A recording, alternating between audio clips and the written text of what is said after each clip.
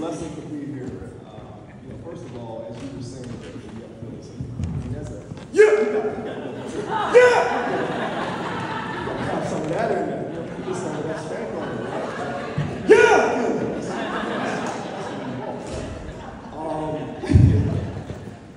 Phenomenal job. Phenomenal job of putting so many of football's details into your presentation. Phenomenal job. Angelique, great job. I'm here to talk about illuminating the future. And when I was thinking about praying about what to discuss here, my story of how my future has been illuminated to where I am right now, from where I grew up in Jacksonville, Florida, the north side of Jacksonville, of Duval County, is the premise of that. But my story is not just my story. My story has so many other individuals, so many other opportunities, people that have blessed me in different ways to point the energy that I had at that young age in a direction that was allowed to be expressed, cultivated, and then pointed in the right direction. And that's what I heard the first time I got on the call with Kendra and James and everybody else. It was Kendra at the time. I spoke to James here earlier about learning how to challenge. So, all right. Everyone in here, I would say, at some point before you were 5 years old, did something that probably got you stuck a pop on your hand or something. I'm just using that really nice. Or 7 or 8. Why? Because there's a curiosity in that young mind. That young mind is trying to find out what's going on in this thing. I don't even know what this thing is. We know that's the world. We didn't know it at the world at the time. But there's an energy a curious energy in all of us. A curiosity of wanting to see things and wanting to know what this is and that is. And sometimes I would jump off of things to see how that would turn out. And sometimes it worked, and sometimes it did not. I was usually the person that's doing the backwards flips off swing sets and stuff like that. There was a ramp. I'm going to be the first one to try the ramp, right? The reason why I bring this up, though, is that there were people that helped me, though, to funnel that. And that's what these programs, to me, are speaking about. The other thing that I recognize about my journey is that I'm competitive, just a little bit. Just a little bit.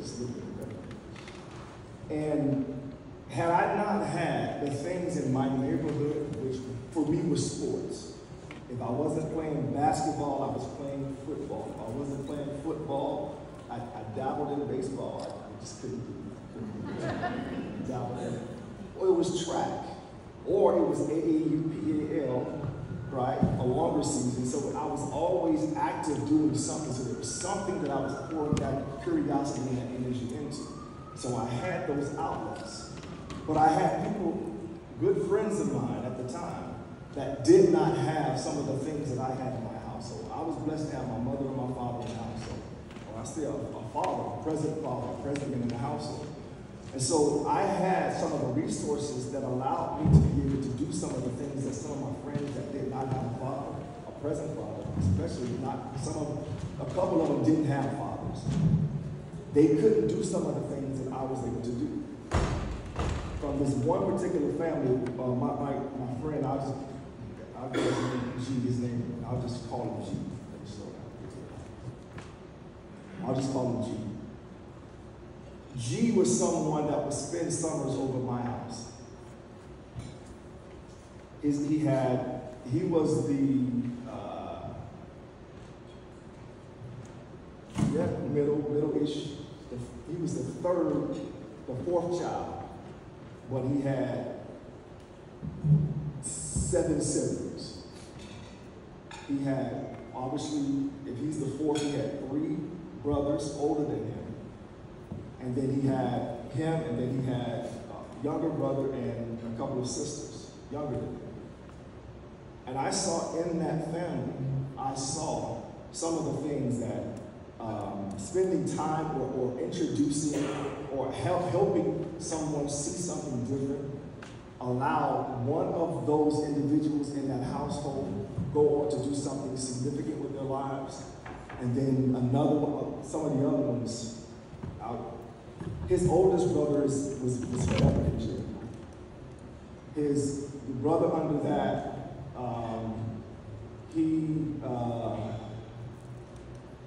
he soon went to jail after probably like my high school years. He went to jail. His brother after that, he was in and out, a couple of divorces.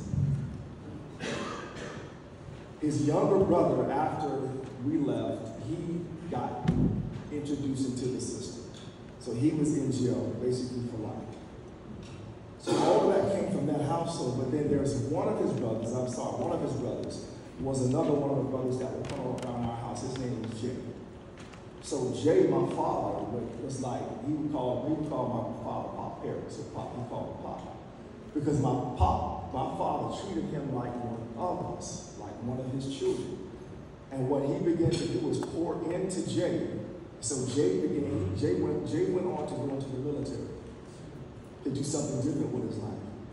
G, who stayed around our house, because he was not willing to continue to do some of the things that would keep him out of doing some of the stuff that would make him some easy money, he went towards the easy money.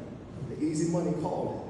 The reason why that's so important to understand is that sometimes you think this thing is easy, but then there's some consequences. The Bible talks about it like this, that there's a way that seems right. There's a way that seems right to a person, but at the end it leads to destruction. Right? And so, but you can't see that when you're young. You can't see that in those moments. And he couldn't see that at the time. I could see it. I also saw he was dressing a whole lot, like at the time he was fresh. He was a whole lot fresher than I was, right? He decked out. I had a couple of pants, a couple of shirts. I had to rotate. I had to just rotate out. But the competitive thing that I was talking about, the reason why I said that is because Gary was extremely competitive. Extremely competitive. And what he did is he went and used that competitiveness and wanted to be the absolute best of what he saw in the neighborhood. And what he saw in the neighborhood was what I saw in the neighborhood. And that was cash slinging and selling dope. So that's what he went after. And he was having some success with it. He was having some success doing that, and he wanted to be the best at that. Why? Because he's competitive. Right? A competitive drive. You want to be the best at whatever it is. So I step my foot in, I'm gonna be the absolute best at it. So that's what he did. But that cost him. Lost him in the 10th grade. Got that phone call. In the 10th grade, he lost his life. Right? So from that small example, I saw what someone pointing or giving someone an opportunity to explore or go down a path that would harness the thing that they had in a positive direction would do. And then what would happen when that thing is not pointed in the right direction, but it's pointed in a direction that will lead them down the path of destruction. My story is different. My story was like, I had anger issues a whole lot when I was young. I used anger quite a bit when I was young. To reach a lot of things, I was using anger. That anger will later, with my walk with Christ,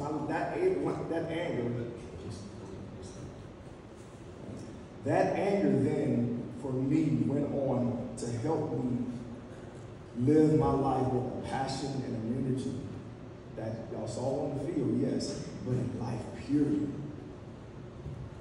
So I was able to harness something that was at one time a detriment that became one of the most powerful things that I use in my life. The passion that I drive in my life.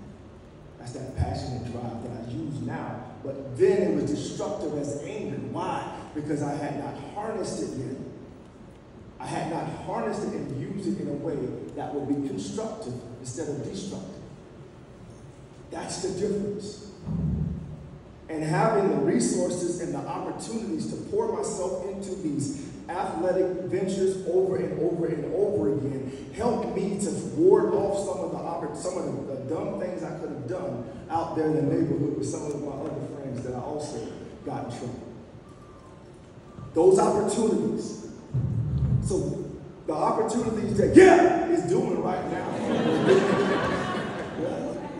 or opportunities are given to these young people. I can only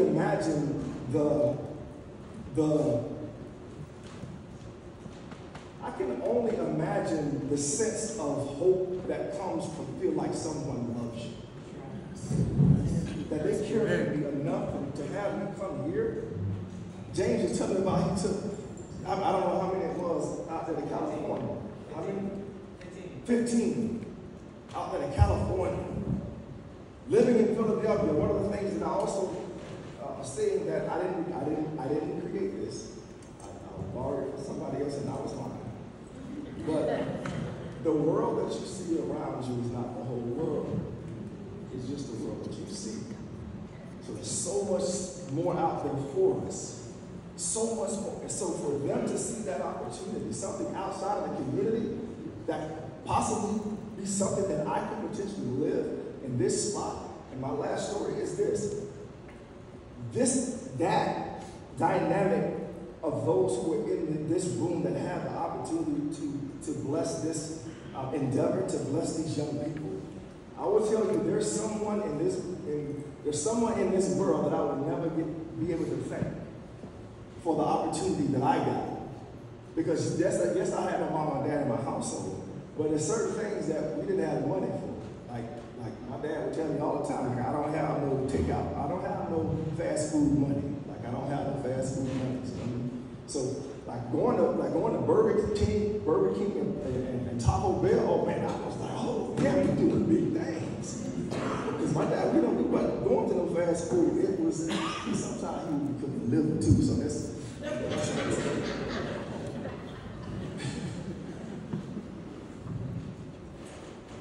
But what this person did is they allowed me to go to a basketball camp in North Carolina. I played basketball in high school. This was after my 11th grade year.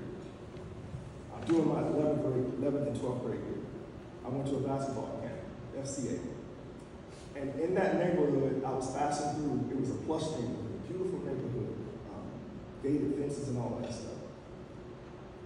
And as I was driving through there, well, let me give you this other tidbit. So the other part of this is earlier in that, about a couple of months prior to that, I accepted Christ into my life at that time as my personal Lord and Savior. So after that, this thing happened. And when this thing happened, on me getting to that opportunity to go to this camp, I began to say this for some reason. I know the reason, but for some reason at the time, I didn't know why I kept saying it to myself. I said that someday you will live in a community just like this. Someday you and your family is going to live in a community just like this. I began to write out my autograph, and I would say to myself that someday somebody's going to be paying me my autograph. And guess what? They paid me my autograph. That all started at that camp by someone giving me that opportunity that I would not have gotten without it. I also said to myself that I'm going to be a professional. I thought it was going to be professional basketball, but that was my first love. It wasn't. It was football. But, no, it didn't stop there. I'm an all-around professional. I get a chance to come out and speak, professional speaking. So I'm an overall professional. Why? All that came from that opportunity that person gave me that I will never be able to thank. So what I decided in my life, what I'm going to do, is I'm going to then repay that in some form or fashion by blessing as many people as I can. With my foundation, but also with my voice.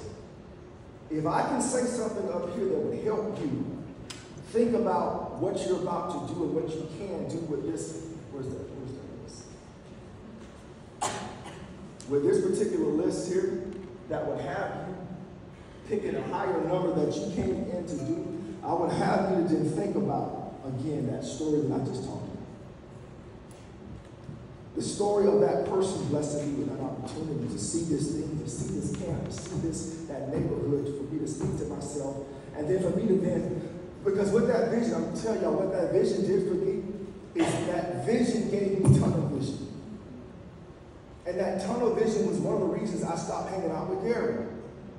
Because I saw what he was doing, and what you're doing is not going to help me get to this vision that I have now created for myself. So it gave me tunnel vision.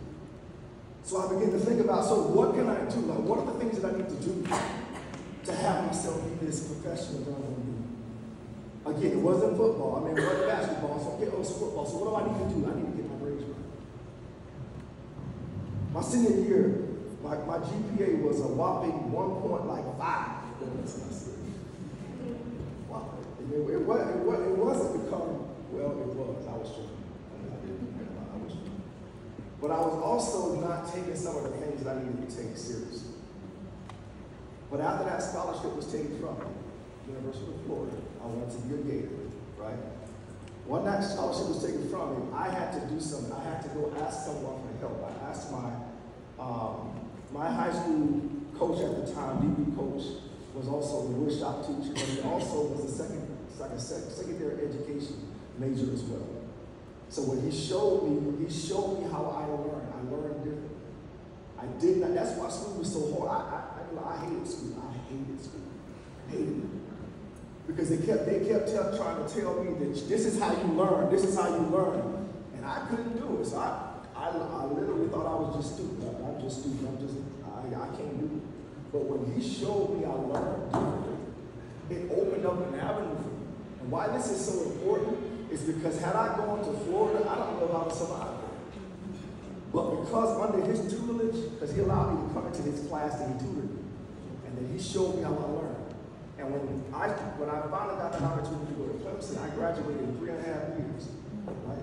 Why? Because I can do it.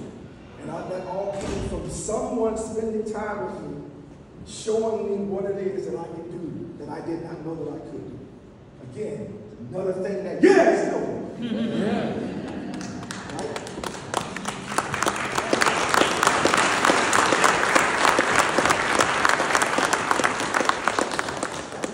So to land this plane, the decisions that we make on the resources that we're blessed to have. Like I know for me, everything that I have is not mine. I know that. I'm a steward of what I do. Lord has blessed me what I have. I'm a steward of it. I'm going to then do what I can again to bless as many people as possible with the things that I have been given. Whether that be my time, whether that be my treasure, whatever that may be. So if you find in your heart tonight that this is something that you want to pour your heart into, that you want to be one of the bricks in the pillar that will then have Philadelphia change directions. The city of Philadelphia change directions. No, it's not going to happen next year. No, it's going to take years, yes. But building that brick wall, building is brick by brick, being a cornerstone, you'll be one of the cornerstones of this movement to help these young people to have these opportunities, to have that love, to feel the love that you feel that someone cares about you. Everyone in here has someone, at least one person that you know loves the heck out of you. And to me, that's what, yeah.